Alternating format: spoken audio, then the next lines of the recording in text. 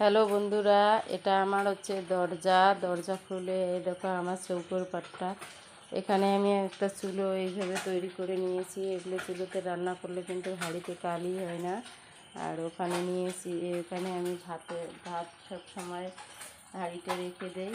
আর এইদিকে আমি আজকে গ্যাসে রান্না করেছি, তাই গ্যাসে হাঁড়িটা নামিয়ে যে ভাতের মার সাথে দিয়েছি। আর এদিকে হচ্ছে আমার বাসনটা। আর এদিকে ফাঁকা জায়গাটা আমি লাকড়ি রেখে দিয়েছি। লাকড়িটা এক সেটে থাকে এক সাইডে, তাই আমি লাকড়িটা এইভাবে রাখি। আর এদিকে একটা পাকা করে আমি র্যাক বানিয়ে নিয়েছি। এভাবে র্যাক বানিয়ে নিয়েছি। র্যাকটার ভিতরে আমি কৌটো কাউটি রাখি, আর নিচে আছে আমার বালতিতে চাল রাখি এইভাবে। আর দেখো আমি ফলের ঝুড়ি নিয়ে এসেছি, ফলের ঝুড়িতে সবজি রাখি। আর এখানে হচ্ছে আমার গ্যাসের টেবিলটা। আমি এখানে পুঁটি মাছটা ভেজে নিচ্ছি। পুঁটি মাছ নিয়ে আসছে আজকে, তাই আমি পুঁটি মাছটা ভেজে নিচ্ছি।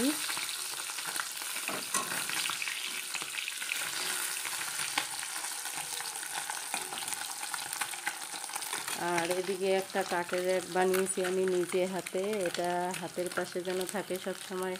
তেল, চিনি কৌটো, চা পাতা আর হচ্ছে মশলার কৌটো, এখানে লবণের কৌটো রেখেছি। আর এটা হচ্ছে আমার ডাইনিং টেবিলটিতে আমরা ভাত খাই। আর এখানে আমি ভিডিও করি সব সময়, তার জন্য টাইসটা রেখে দিয়েছি। আর এদিকে আমার জলের বোতল রেখে দিয়েছি। জলের বোতলে আমরা সব সময় জল খাই। আর এদিকে আমি কাঠের বাক্সটা রেখেছি, এখানে আমি কৌটো কাউটি রাখি। আর উপরে দেখো আমি কতগুলো ঝুড়ি রেখে দিয়েছি। আর হচ্ছে বাসনপত্র রাখার র্যাক, এখানেও একটা আছে। আর এটা হচ্ছে আমার সিংটা এখন আমি বসিয়ে নিয়েছি। আর এখানে হচ্ছে আমি একটা গামলা রেখেছি প্লাস্টিকের, আমি বাসনপত্র মাজি আর এখানে রাখি। আর জলটা ঝরে গেলে এখানে আমি গুছিয়ে রাখি সবগুলো, এইভাবে রেখে দিয়েছি। আর এখানে একটা ব্রেঞ্চ নিয়েছি, ব্রেঞ্চের উপরে দেখো আমি কৌটোগুলো রেখে দিয়েছি, বিস্কুটের কৌটো, তেলের কৌটো, এইভাবে আমি রেখে দিয়েছি। দেখো আমার রান্নাঘরের লুকটা। এক সাইডে আমি সব বাসনপত্র রেখে দিয়েছি সিঙ্কটার পাশেই। আর এদিকে সম্পূর্ণ আমার কিন্তু ফাঁকা, এখানে শুধু ডাইনিং টেবিলটা আর এখানে গ্যাস। এইভাবে আমার রান্নাঘরটা আমি গুছিয়ে রেখেছি। টিনের ঘর হলেও কিন্তু দারুণভাবে গুছিয়ে রাখা যায়। আর দেখো বেড়ায় আমি ঝুলিয়ে রেখেছি কড়াই ঝুলিয়ে রেখে কড়াইয়ের উপরে আবার হাঁড়িও রেখে দিয়েছি। আমার রান্নাঘরের লুকটা কেমন হয়েছে আপনারা সবাই কমেন্ট করে জানিয়ে দেবেন যে আমার রান্নাঘরটা গোছানো কেমন হয়েছে। আমি মটরটাও ঘরের ভিতরে রেখেছি, কারণ বাইরে রাখলে বৃষ্টিতে ভিজেও যেতে পারে। এইভাবে আপনারা রান্নাঘর গুছিয়ে রাখবেন, দেখবেন কত সুন্দর লাগে রান্নাঘরের লুকটা। আর গ্যাসের উপরে আমি একটা জাল দিয়ে নিয়েছি, যাতে যেন ফাঁকা গ্যাসটা সব কিছু ফাঁকাটা দিয়ে বাইর হয়ে যায়। এইভাবে আমি করে নেব। এখন একটু সবজি রান্না করব হালকা করে। সারাদিন ঈদের কাজ করেছি, পরিশ্রম হয়ে গেছে, তাই একটু সবজি রান্না করে নেব। এখানে আমি চিচিঙ্গা নিয়েছি আর 3টে আলু নিয়েছি, এগুলো আমি সবজি রান্না করে নেব। তাই আমি চিচিঙ্গাগুলো এখন কেটে নেব।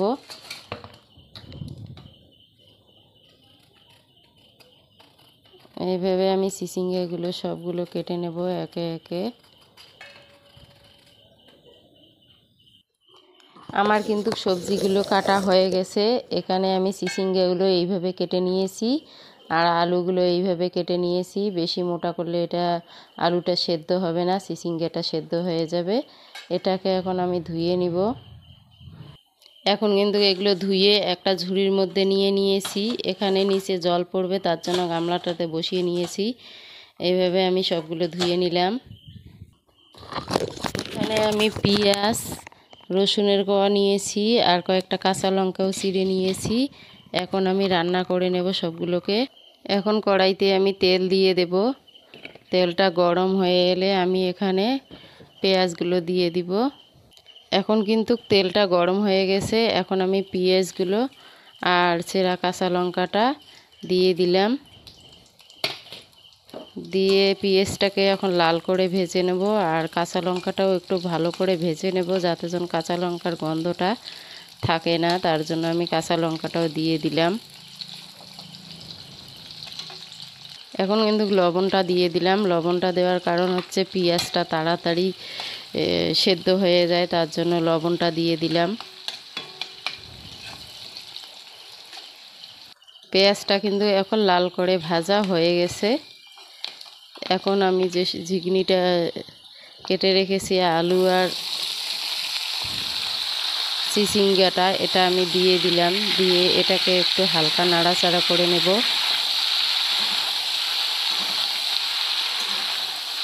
আগের থেকে তো লবণটা দেওয়াই আছে, তাই আমি জিরে গুঁড়ো দিয়ে দিলাম। আর দিলাম হচ্ছে ধনিয়া হলুদও দিয়ে দিলাম। দিয়ে এটাকে একটু নাড়াচাড়া করে নেব। একটু দিয়ে দিলাম এলাচ গুঁড়ো।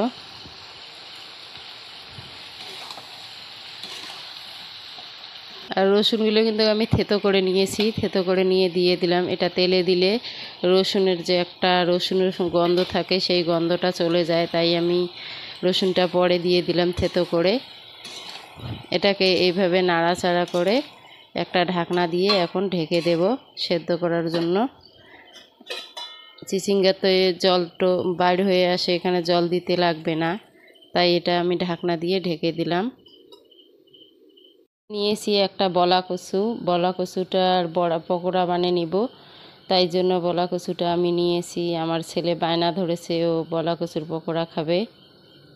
এইভাবে আমি এটাকে টুকরো করে কেটে নিয়েছি। নিয়ে এবার এটাকে আমি ঘষে নেব। এটাকে কিন্তু এইভাবে আমি ঘষে নেব সম্পূর্ণটাকে।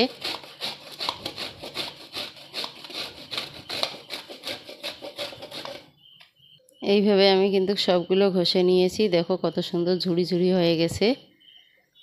আর চিচিঙ্গার সবজিটা কিন্তু একটু নাড়াচাড়া করে দিয়ে দেব। এটা ঢাকনা খুলে একটু নাড়াচাড়া করে নিলাম। এটা এখনও সিদ্ধ হয়নি, এটাকে আবারও সিদ্ধ করতে হবে। আবারও ঢাকনাটা আমি ঢেকে দিলাম। এখন দিয়ে দেব লবণ, আর দেব এখানে হলুদ, আর দিয়ে দিলাম একটু জিরে গুঁড়ো। 1 চামচ দিয়ে দিলাম চালের গুঁড়ো, আর দিয়ে দিলাম 1 চামচ বেসন। আবারও 1 চামচ বেসনটা দিয়ে দেব। এখন দিয়ে দিলাম খাওয়া সোডা। সব উপকরণগুলো এখন আমি সবগুলো মিক্সড করে নিয়ে নেব। এইভাবে মিক্সড করতে হবে। বলা কচুটাতে তো কিন্তু জল আছেই, আর কিছু দিতে হবে না। এইভাবে এটাকে মেখে চেখে নিতে হবে। দেখো এটা এইভাবে আমি শক্ত করে মেখে নিলাম। এটা কিন্তু আমার মাখা হয়ে গেছে। একটু রেখে দেব এটা 5 মিনিটের জন্য। এখন আমি ঢাকনাটা খুলে নেব।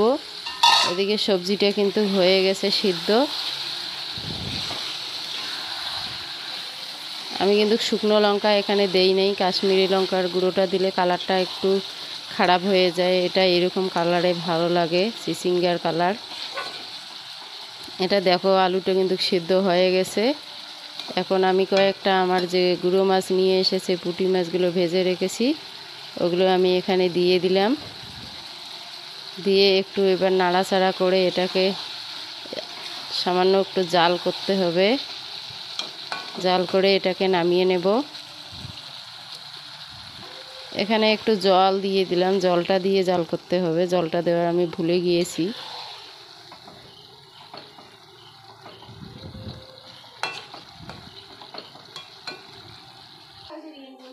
এখন দিয়ে দিলাম কাঁচা লঙ্কা কুচি করা, আর দিয়ে দেব এখন পেঁয়াজ। পেঁয়াজটা দিয়ে এখন সবগুলোকে আমি আবারও একটু মিক্সড করে নিয়ে নেব। এখন এগুলো কিন্তু মিক্সড করা হয়ে গেছে। এখন এগুলোকে পকোড়ার শেপটা আমি দিয়ে নেব। এইভাবে আমি সবগুলো পকোড়ার শেপ দিয়ে দিলাম।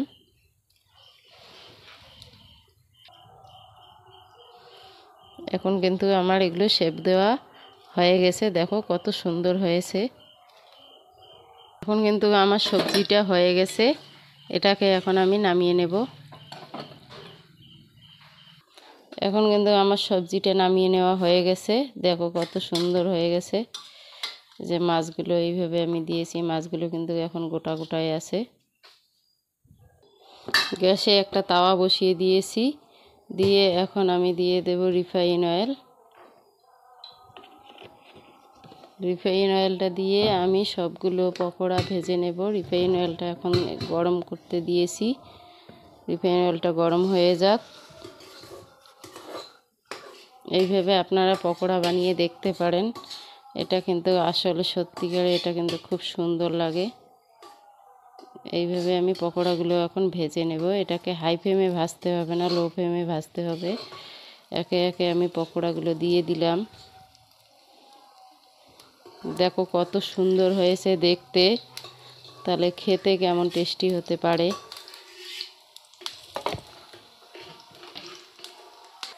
এখন কিন্তু এক সাইড হয়ে গেছে, এটাকে আমি একটু উল্টে দিব, দিয়ে একটু ঠাসা দিয়ে দিব।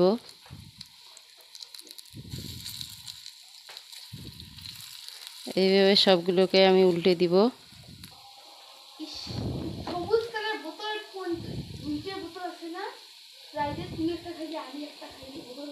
আমি সবগুলোকে নামিয়ে নেব, এখন কিন্তু হয়ে গেছে।